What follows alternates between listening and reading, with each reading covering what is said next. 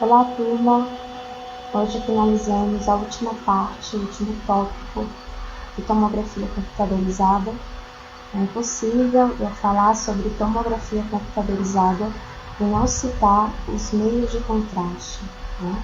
Essa substância química tão importante para melhorar ainda mais a visualização, a qualidade do exame, para assim o paciente ter um bom diagnóstico e um bom tratamento. Então, hoje vamos finalizar com os meios de contraste em tomografia computadorizada. O nosso próximo assunto vai ser ressonância magnética, para assim finalizarmos essa disciplina, tá? Então, quais são os meios de contraste utilizados na tomografia computadorizada? Então, os dois tipos de contraste é o contraste iodado, tá? O iodo, onde tem o iodo na sua composição. Esse contraste iodado, ele é um contraste hidrossolúvel, ou seja, ele é um contraste que se dilui na água, tá? Ele pode ser iônico e não iônico, ou seja, é um contraste que ele pode provocar reações, mesmo sendo leves, né, devido à sua composição química. E temos o sulfato de bário, que é um contraste diferente do iodo, que não é um contraste hidrossolúvel, é um contraste insolúvel, ou seja, ele é um contraste que não se dilui em nenhum meio líquido, nem em óleo, nem em água, tá? Ele é um contraste mesmo mais espesso, então é muito utilizado em exames gastrointestinais, em exames abdominais, certo? Ele se adere muito fácil às alças intestinais do paciente. Então, essas alças intestinais, elas são preenchidas e permitem essa melhor visualização de todas as estruturas e até mesmo de patologias do sistema digestório, tá bom? Mas esses são os dois contrastes utilizados na tomografia computadorizada. As vias de administração que podem ser utilizadas na tomografia é a via oral, né, onde o paciente ele ingere o contraste, mas voltado também para exames abdominais. É a via endovenosa ou a via parenteral, onde é administrado o contraste na veia. A via de administração retal, que é mais utilizado em exames pélvicos. Intratecal, que é um exame onde é administrado o contraste diretamente no espaço subaracnoide, similar ao exame de mielografia, como nós já vimos. Mas quem é responsável por administrar o contraste no paciente? Então, na tomografia existem dois tipos de injeções, a injeção manual e a injeção automática. A injeção manual é quando é administrado por um profissional da equipe de enfermagem, certo? Manualmente, com seringa. E a injeção automática é quando o contraste ele é administrado de maneira automática, né? Através de uma bomba injetora, certo? A injeção manual, ela tem as características que são de grande importância, né? É uma injeção descontínua. Por quê? Porque é uma injeção manual. O profissional, ele precisa ter um cuidado, né? Não pode injetar de uma maneira rápida. Então, acaba sendo uma injeção descontínua. Também é considerada uma injeção oscilante, né? Fica ali oscilando. Não é administrado de forma, vamos dizer, constante. É diferente de uma administração feita por uma máquina, certo? A velocidade máxima é de 2 ml por segundo. Já a injeção mecânica, que é a injeção automática, né, realizada através de uma bomba injetora, a injeção ela é feita de modo contínuo, certo? A velocidade é uma velocidade programada e é uma adequada via de acesso. Muitos exames da tomografia computadorizada, os profissionais eles optam por injetar o contraste através da bomba injetora. E aqui conseguimos visualizar de perto, né, como é esse equipamento, essa bomba injetora. Esse monitorzinho, ele fica na sala de comando, ao lado do computador, né, onde o profissional, o técnico em radiologia, ele pode apertar, dar início ao processo de injeção, de acordo com o exame, e essa parte aqui do equipamento, né, que é onde vai ser injetado mesmo o contraste, ligado à via de administração, fica ao lado do tomógrafo, a sala do exame onde o paciente ele está posicionado. Mas é importante, quando a gente fala em meios de contraste em tomografia, sabermos as fases do contraste. O contraste, ele possui fases, 4 fases muito importantes que vocês, como profissionais, futuros profissionais, precisam saber, tá? E conseguir diferenciar na imagem, em um exame contrastado de tomografia, qual fase pertence, certo? Então, a primeira fase é a fase pré-contraste, a segunda fase é a fase arterial, a terceira fase é a fase portal e a quarta e última fase é a fase de equilíbrio, também chamada de fase excretora, certo? Então, vamos aprender cada fase dessa e vamos conseguir observar em cada corte no exame de tomografia.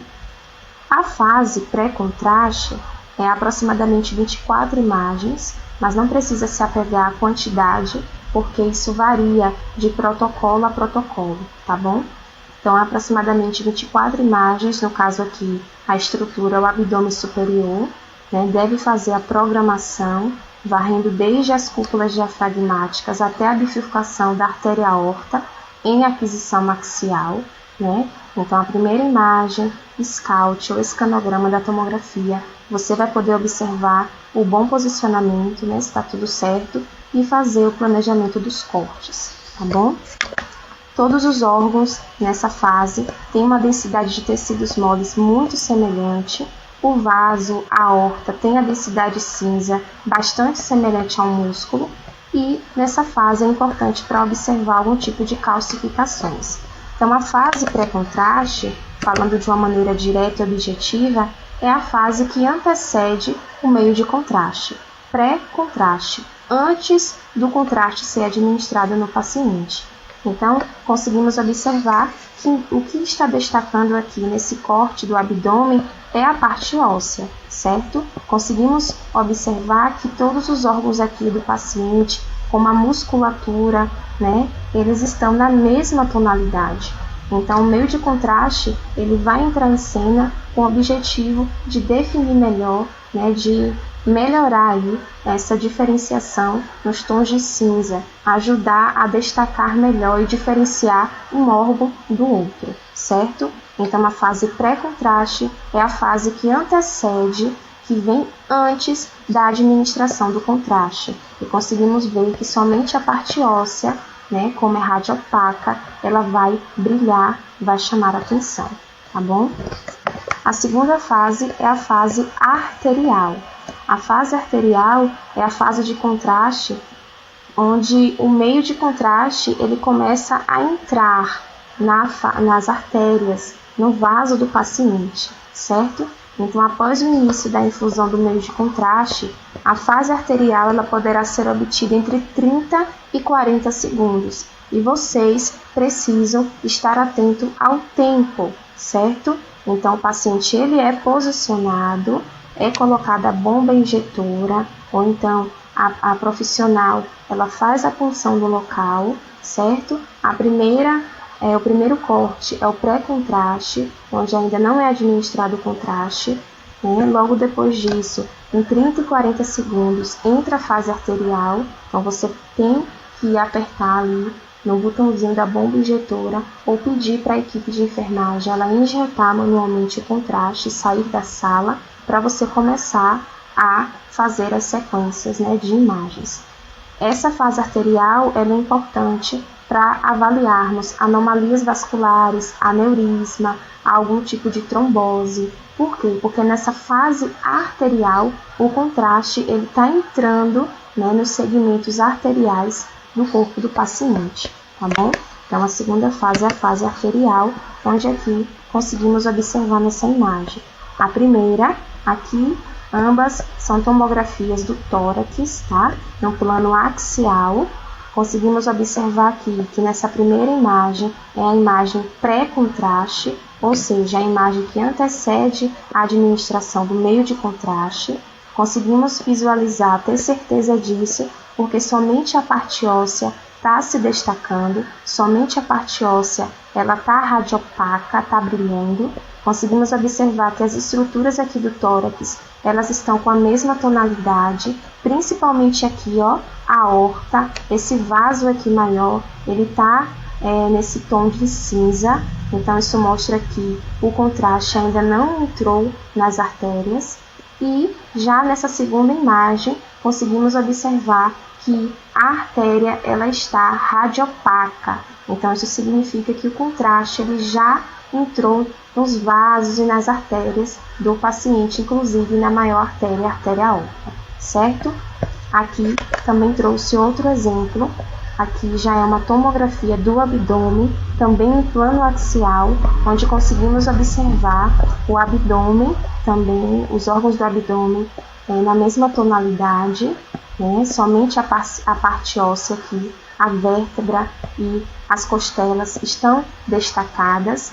E na segunda imagem conseguimos observar a parte óssea, que ela sempre vai ficar destacada porque é radiopaca, e aqui a aorta, né, e alguns vasos aqui no interior do abdômen brilhando, ou seja, aqui está simbolizando a fase arterial, certo? A terceira fase é a fase portal.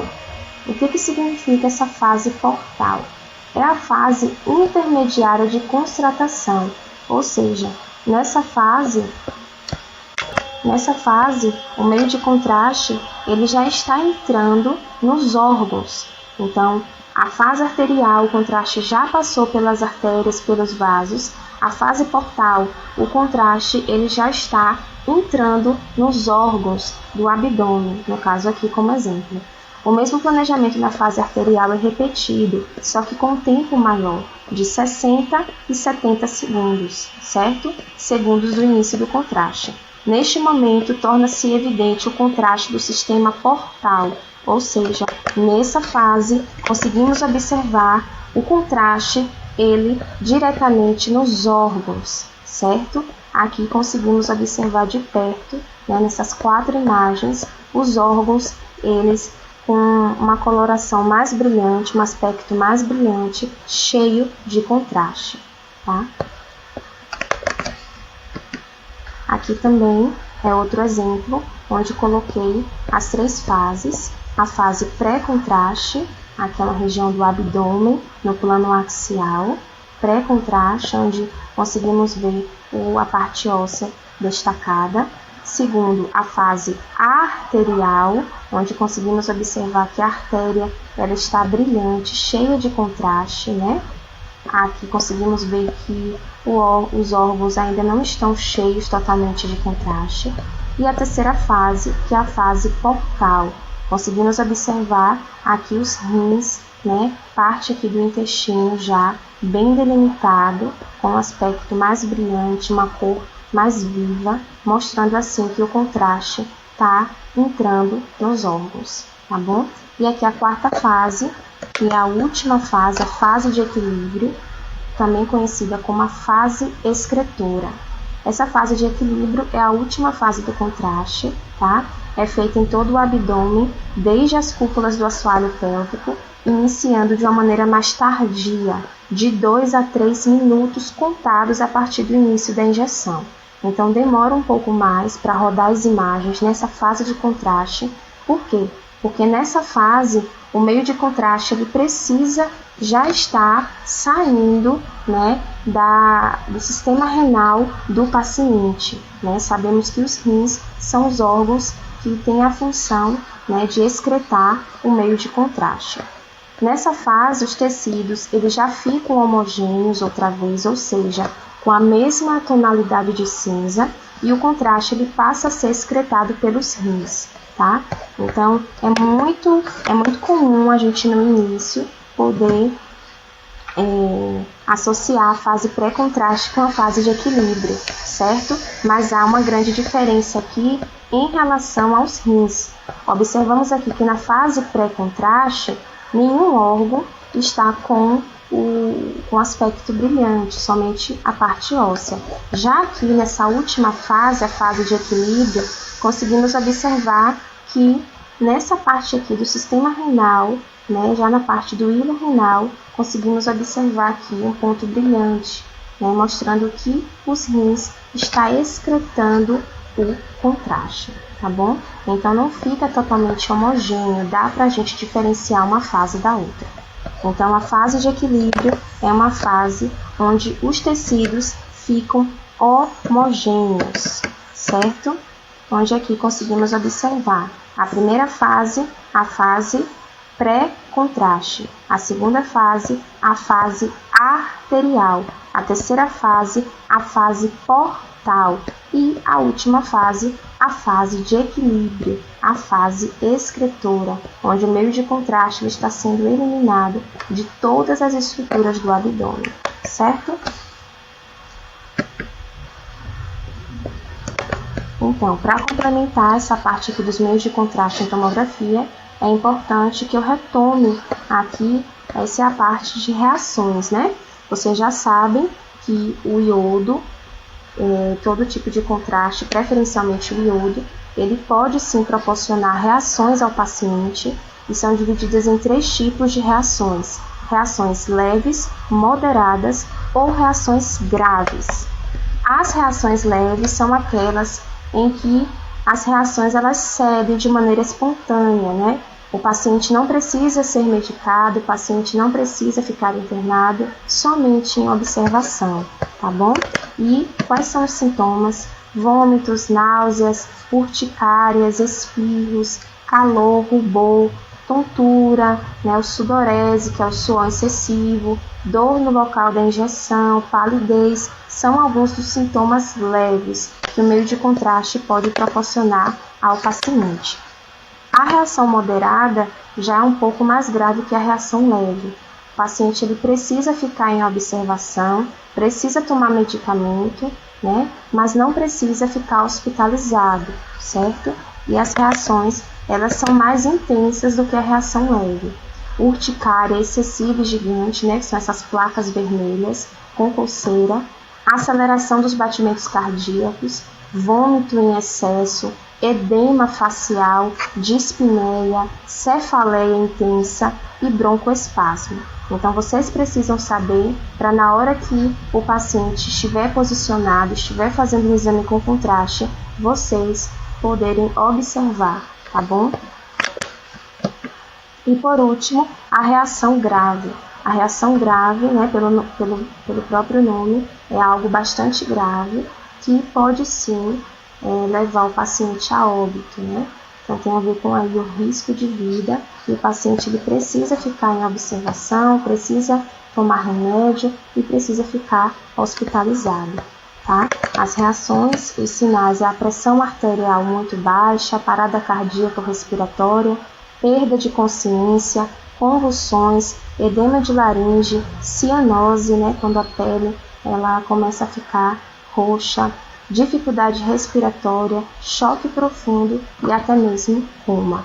Então é algo mesmo que pode matar o paciente. Então, por isso que tem que sempre ter a anamnese como uma ferramenta bastante importante, né? E deve ser realizada de maneira bem detalhada mesmo.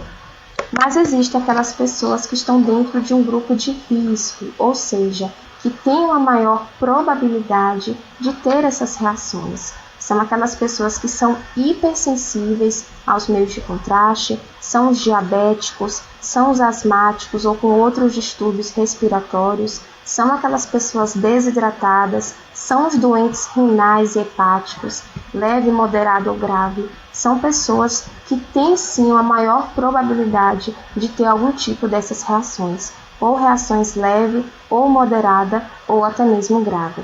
Então, na anamnese, precisa saber, né, quem é do grupo de risco, para o médico ele decidir se o benefício do paciente estar fazendo esse exame com contraste é maior do que algum risco que pode acontecer, tá certo? Então, essa foi a aula de hoje. Eu vou passar também uma atividade complementar para vocês fazerem, tá, com base nesse assunto.